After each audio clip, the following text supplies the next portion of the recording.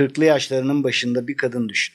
3 çocuğu var, işini kaybetmiş, ailesi yüz binlerce dolarlık borcun altında. Eşinin restoran işi batmanın eşiğinde ve evlerini kaybetme tehlikesi yaşıyorlar. Fakat en ağır olan yalnızca para değil. Bu kadın yaşadığı utanç yüzünden arkadaşlarından bile kaçıyor. Ailesine gerçeği anlatamıyor. Giderek daha fazla içiyor, eşiyle ilişkisi bozuluyor ve sabahları yataktan kalkacak gücü bile kendinde bulamıyor. Alarm çalıyor, erteleme düğmesine basıyor, sonra bir daha ve güne daha başlamadan kendisine verdiği ilk sözü bozuyor. Bir gece televizyonun karşısında otururken bir reklamın sonunda roket fırlatma görüntüsünü görüyor. 5, 4, 3, 2, 1. Roket fırlıyor. Tam o sırada aklına oldukça tuhaf bir fikir geliyor. Yarın sabah alarm çaldığında kendimi yataktan bir roket gibi fırlatacağım. Sevgili dost, bugün çok satan kitapları, dünyanın en çok dinlenen podcastlerinden biri, milyonlara ulaşan konuşmaları ve son derece başarılı bir girişimci olan Mel Robbins'in hikayesi bir zamanlar tam olarak böyleydi. Bu fikir onun bütün sorunlarını 5 saniyede çözmedi elbette. Ama hayatının yönünü değiştiren ilk hareketi başlatmasını sağladı. Peki sen de ne yapman gerektiğini bildiği halde başlayamayanlardan mısın? Sürekli erteliyor, fazla düşünüyor, korkuyor veya harekete geçmek için doğru zamanı mı bekliyorsun? Eğer cevabın evetse gel 5 saniye kuralı kitabını birlikte konuşalım. Mel Robbins'in hikayesinin devamını ve bu yöntemi kendi hayatında nasıl uygulayabileceğini 5 güçlü bölümde anlatacağım. Çayın kahven hazırsa hadi gel bu muhteşem kitabı inceleyelim. 1. bölüm Mel Robbins o sabah ne yaptı? Ertesi sabah alarm çaldığında Mel Robbins kendisini bir anda güçlü, disiplinli veya motive olmuş hissetmedi. Tam tersine zihni hemen konuşmaya başladı. Hava karanlık, yatak çok sıcak. Kalkmanın ne faydası olacak ki? Eli erteleme düğmesine doğru giderken bir gece önce gördüğü o roketi hatırladı. 5, 4, 3, 2, 1 fırla ve ayağa kalktı. O sabah borçları bitmedi. Evliliğindeki sorunlar çözülmedi. Kapısında yeni bir kariyer fırsatı da belirmedi. Ancak bir şeyler değişmişti. Neydi? Alarm ile ayağa kalkmak arasındaki karar. Ertesi sabah aynı şeyi yeniden yaptı. Daha sonra bu geri sayımı yalnızca yataktan kalkmak için değil, iş aramak, telefon açmak, ailesine gerçeği anlatmak ve kaçtığı sorunlarla yüzleşmek için de kullanmaya başladı. Mel Robbins'in kendi anlatımına göre hayatındaki büyük değişim tek bir dev kararla değil, peş peşe gelen bu küçük hareketlerle oluştu. Burada önemli bir ayrım var. 5 saniye kuralı önce bir laboratuvarda keşfedilmedi. Mel Robbins'in kendi hayatında kullanmaya başladığı kişisel bir araç olarak doğdu, daha sonra mevcut psikoloji araştırmalarıyla açıklanmaya çalışıldı. Kitabın ana sorusu da aslında çok basit. İnsan ne yapması gerektiğini bildiği halde neden yapmaz? Çünkü bilmekle yapmak aynı şey değildir. Spor yapmak yorucu gelebilir. Teklif göndermek reddedilme ihtimalini hatırlatabilir ve korkabilirsin. Kamerayı açmak eleştirilme korkusunu uyandırabilir. Sınır koymak karşı tarafın tepkisiyle yüzleşmeni gerektirebilir. Erteleme bu nedenle çoğu zaman tembellik değildir. Araştırmacılar Fuchsia Sirois ve Timothy Pychle ertelemenin önemli bir bölümünü kısa vadeli duygu düzenleme üzerinden açıklarlar. Yani sen bazen işi değil de o işin sende oluşturduğu rahatsız edici duyguyu ertelersin. O anda biraz rahatlarsın. Fakat bugünkü rahatlığın bedelini gelecekteki kendine bırakırsın. İşte motivasyon tuzağı da burada başlar. Kendine hazır hissettiğimde başlayacağım dersin.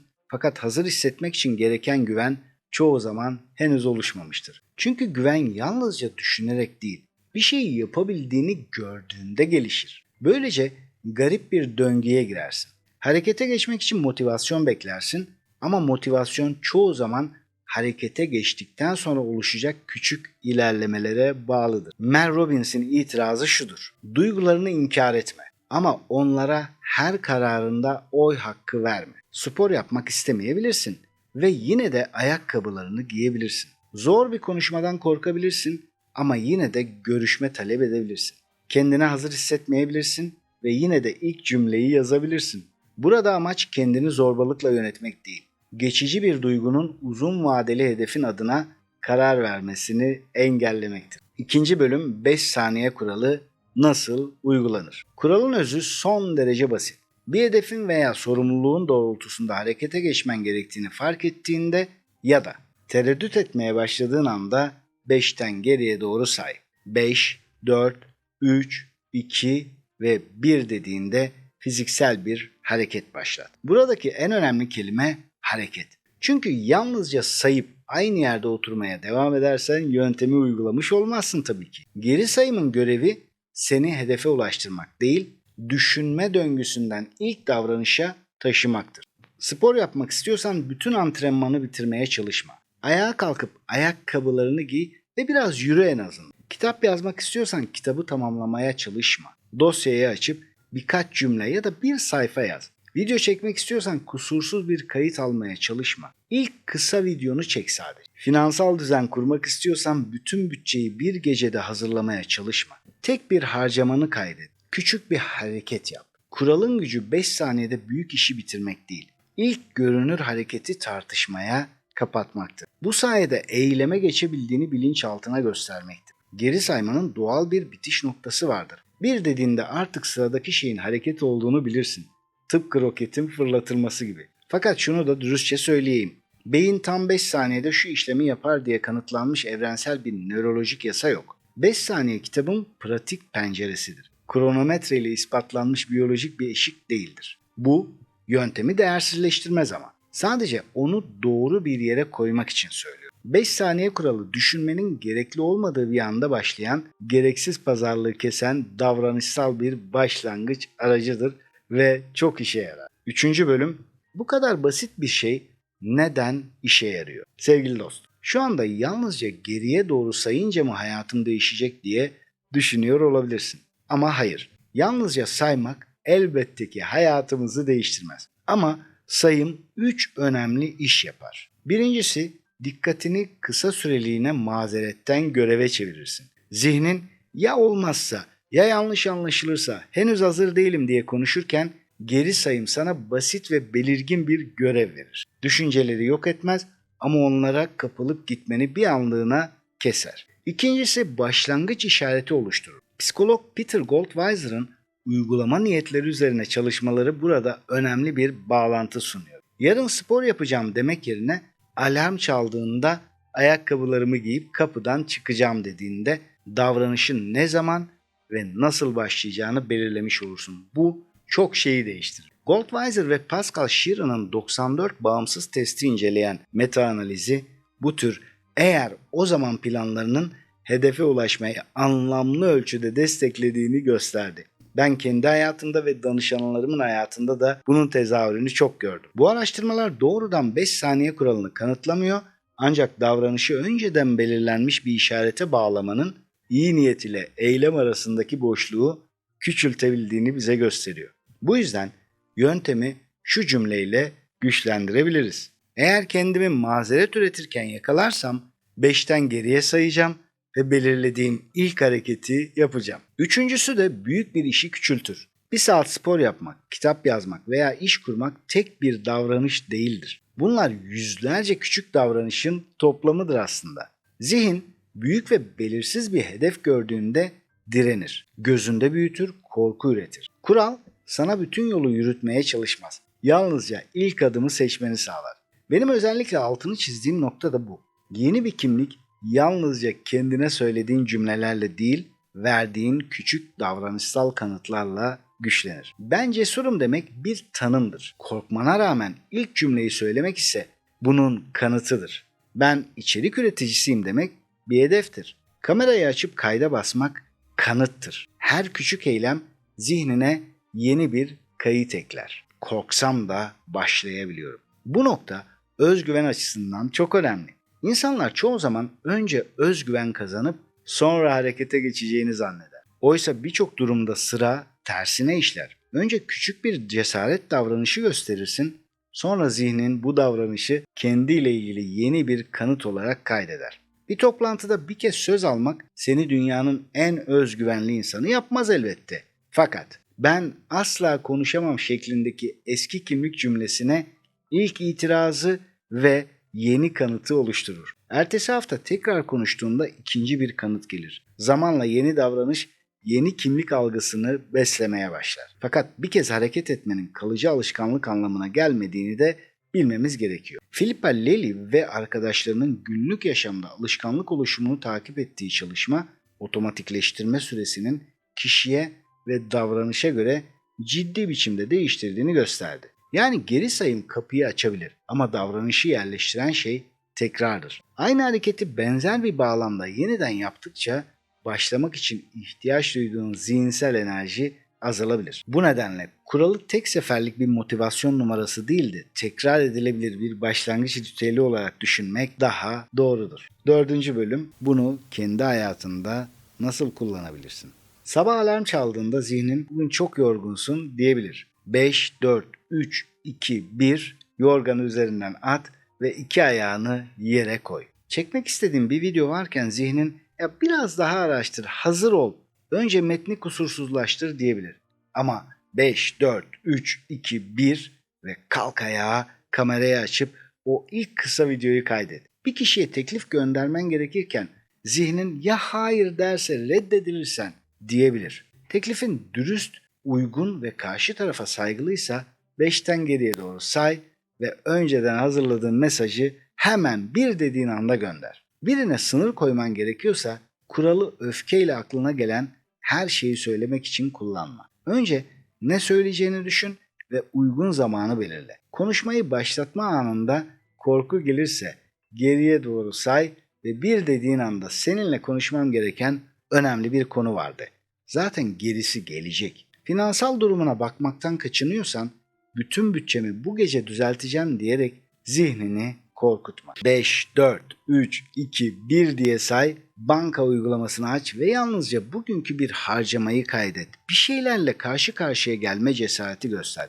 Tek bir kayıt bütün finansal düzenini kurmaz ama kaçınmayı somut bilgiyle değiştirmiş olursun. Yarın ikinci kaydı yaptığında artık sıfırdan başlamazsın. Burada bir ayrımı da unutmamak gerekiyor. Her gecikme erteleme değildir. Bazen yaratıcı bir proje üzerinde çalışırken metni bir gece kenara bırakmak, yürüyüşe çıkmak veya fikrin olgunlaşmasına izin vermek gerçekten faydalı olabilir. Eğer beklemenin belirli bir amacı ve bitiş zamanı varsa bu bir stratejidir. Erteleme değildir, kendine yüklenme. Fakat bir ara dönerim diyorsan, o bir ara sürekli uzaklaşıyorsa büyük ihtimalle dinlenmiyor veya düşünmüyorsun. Bir rahatsızlıktan, bir duygudan kaçınıyor olabilirsin. Kendine şunu sor lütfen. Şu anda beklemek çalışmamı gerçekten geliştiriyor mu?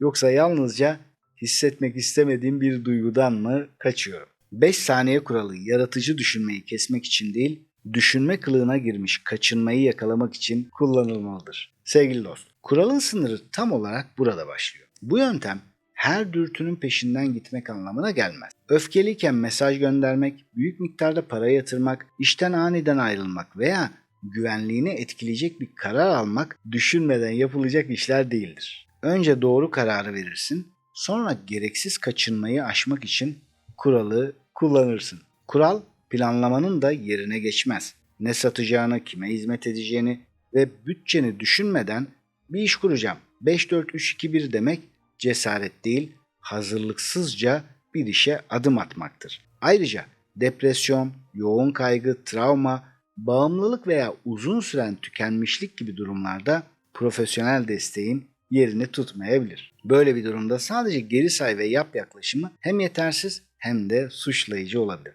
Son olarak bir kez başlamak, kalıcı alışkanlık oluşturmak. Kural bugün masaya oturmanı sağlayabilir, yarın yeniden oturmanı kolaylaştıran şey ise belirli bir saat, uygun çevre, tekrar ve takip sistemidir. Kısacası 5 saniye kuralı motorun tamamı değildir, marş düğmesidir. 5. bölüm bir günlük kuraldan dönüşüme. Bu kitap benim için ayrıca çok özel bir yere oturuyor. Çünkü 21 günde zihnini formatla eğitiminde yaptığımız çalışmalarla neredeyse birebir aynı 4 temel noktaya dokunuyor. Harekete geçmek, ertelemenin üstesinden gelmek, korkunun seni yönetmesini engellemek ve değişimi zihnin direnmeyeceği kadar küçük ve uygulanabilir adımlara bölmek. Bugüne kadar yaklaşık 1000 kişiyle bu sistem üzerinde çalıştık. Gördüğüm en önemli gerçek şu oldu. İnsanların çoğu ne yapacağını bilmiyor değil. Bildiği şeyi düzenli biçimde uygulamasını sağlayacak bir sisteme ihtiyaç duyuyor. Bu nedenle eğitimimizin vaadi çok net. 21 günün sonunda yalnızca ne yapman gerektiğini bilen biri değil, ertelediğin alanlarda harekete geçmeye başlayan, korkularının üzerine küçük ama gerçek adımlarla giden ve yeni davranışlarını günlük hayatına yerleştiren biri olmak. 5 saniye kuralı bu dönüşümün ilk anını yönetiyor. Biz ise o ilk hareketi 21 gün boyunca tekrar edilebilir, takip edilebilir ve sürdürülebilir bir sisteme dönüştürüyoruz. Eğer benimle beraber bu 21 günlük yolculuğa çıkmak, sabah 5.30'da maddi manevi en güzel, en bereketli saatte canlı dersler yapmak istersen açıklamalara linki bırakacağım. Tıklayıp inceleyebilirsin. Şimdi devam edelim. Sevgili dost, bu yöntem sende nasıl çalışır görmek isterim açıkçası. Önümüzdeki 24 saat için ertelediğin tek bir davranışı seç. Büyük bir hedef değil, gözle görülen küçük bir hareket. Ertelediğin ve bu yüzden kendine kızdığın ya da suçluluk duyduğun bir şeyi seç. Bir türlü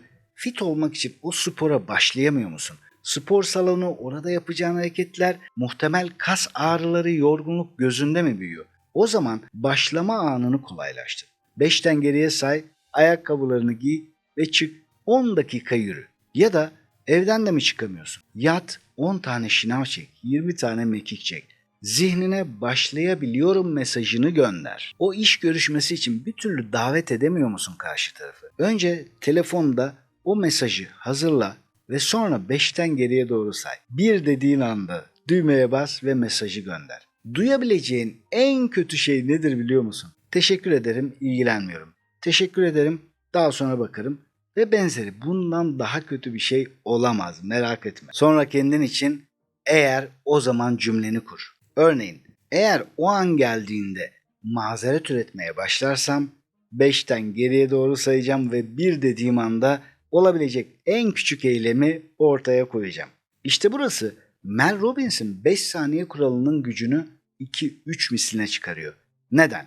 Çünkü her ikisinde de beynimize adeta bir işaret koyuyoruz. Aslında bir devre ayarlıyoruz. Nasıl ki bir elektrik devresinde düğmeye bastığın anda enerji gelir ve ampul yanar ya da bir motor çalışır. Aslında bunun gibi. Beynimize adeta şunu söylüyoruz. Ben 5'ten başlayıp 1'e doğru sayarsam 1'e geldiğim anda harekete geçmem için bana yardım et. Ya da eğer şöyle olursa şunu yapacağım dediğimizde aynı şekilde beynimize baştan bir komut vermiş oluyor. İşte bu sayede güç 2-3 misline çıkıyor. Bunu gün içinde 3 farklı davranışta dene. Her uygulamadan sonra zihninin hangi bahaneyi ürettiğini ve geri sayımdan sonra ne yaptığını kısaca not et. 3 denemenin 3'ünde de işe yaramayabilir. Amacın kendini yargılamak değil, hangi davranışlarda başlangıç direncini aştığını keşfet. Sevgili dost, Mel Robbins'in hikayesini hatırla.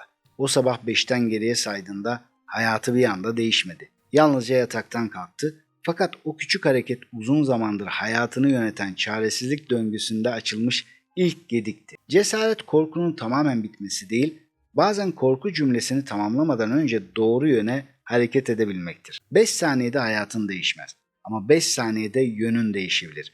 Aynı yönü yeterince uzun süre seçtiğinde ise hayatın değişmeye başlar. Şimdi bu videoyu kapatmadan önce ertelediğin tek bir davranış seç. İlk hareketi küçült. 5'ten geriye doğru say ve 1 dediğin anda başla. Sonra yorumlara bugün hangi ilk adımı attığını yaz. Eğer buraya kadar izlediysen ve henüz abone değilsen belki abone olmayı düşünebilirsin. Ve yine buraya kadar izlediysen ama henüz beğen tuşuna basmadıysan belki beğen tuşuna basmayı da düşünebilirsin. Unutma, bu kanal sadece senin gelişimin için var. Bugün Mel Robbins'in bu muhteşem kitabını konuştuk. Belki kitabın içinden çok örnek vermedim ama ana fikrini, hikayesini seninle paylaştım. Bu muhteşem kitabı alıp okumanı çok ama çok isterim. Çünkü kitap gerçekten içindeki örneklerle, bu muhteşem yöntemle seni nasıl harekete geçireceğini gayet iyi biliyor. Ve bitirirken çoğu zaman olduğu gibi yaptığım vicdani bir çağrıyı yineleyeceğim. Biliyorsun dünyanın birçok yerinde bir zulüm var ama özellikle Doğu Türkistan'da ve en çok da Filistin'de adeta artık doruk noktasına ulaşmış gerçek bir soykırım, dünya yaratılalı beri belki de görülmemiş bir büyük zulüm var. İşte bunu belki de durduramayız ama en azından kendimizce bir şeyler yapabiliriz. Onlar için dua ederiz, sosyal medyada paylaşır, görünür olmasını sağlarız, bütçemiz nispetinde yardım edebilir ve boykot yapabiliriz. Yeni bir videoda görüşene kadar kendine çok iyi bak, sevgiler, selamlar.